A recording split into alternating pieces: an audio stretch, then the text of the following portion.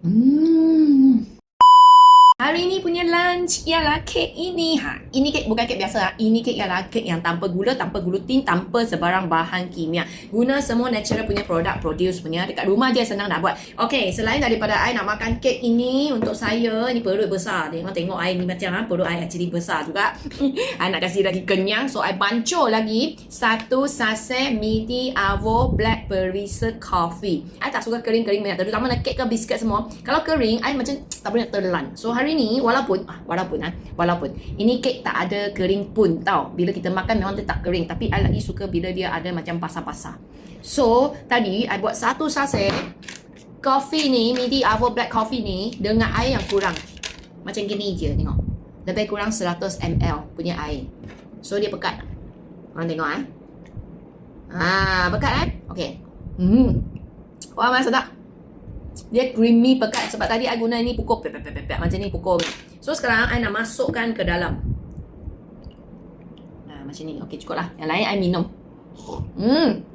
Wah, bestnya sambil makan kek yang macam ni, sambil kita minum ni, dua-dua tak ada tambahan gula langsung, tak ada bahan kimia, tak ada perisa, pengawet, pewangi, pewarna, tak ada pemanis juga. So actually dia punya manis dari mana tau? Dia punya manis kek ini dari pisang. Dari pisang. Okey, mari jemput makan Semalam I buat dua besar macam ni, dua. So ada 4 hidangan. 3 hidangan sudah kasih anak bawa pergi sekolah jadi breakfast. So ini satu hidangan bagi saya punya lunch. Okay, Mat. Jemput minum jemput minum pula. Jemput makan. Ayah, ni sudah cair sikit. Patut buat lagi pekat. Banyak sedap. Tengok. Hari-hari makan pun boleh. Memang puas.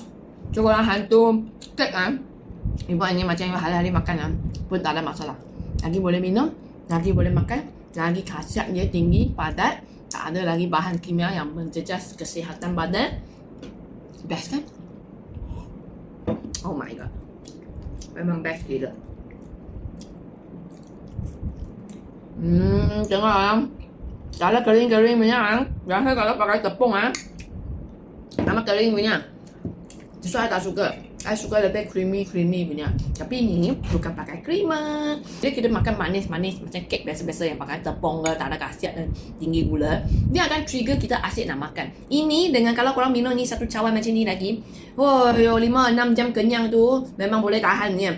Dan satu lagi bukan sahaja dia kenyang, dia buat kita punya emosi tenang. Tak ada dalam masa 5-6 jam ni you punya mulut asyik nak makan punya. Dia memang stablekan you punya gula, stablekan you punya hormon, stablekan you punya emosi. Dalam punya khasiat boleh memperbaiki you punya badan punya masalah. Let's say you ada kencing manis, darah tinggi, kolesterol, ini boleh makan. Okay, lepas tu korang yang ada masalah sembelit, usus tak sihat punya, masalah kulit punya, masalah bau badan punya, ini pun membantu. Sebab makanan yang berkhasiat ni semua akan membantu kita punya badan kurangkan lemak, kurangkan toksik, kurangkan angin dekat badan.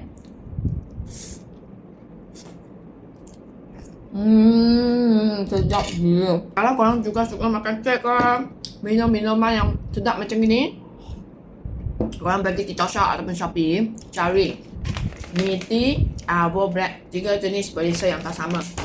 3. Bukan manis-manis punya. Dia versi kurang manis punya. Memang sedap ramuan dia pun baik. Sedap lagi sedap, khasiat pun dia tinggi. So bila korang beli, jangan risau. Sebab you mesti akan semakin minum, semakin makan, semakin suka.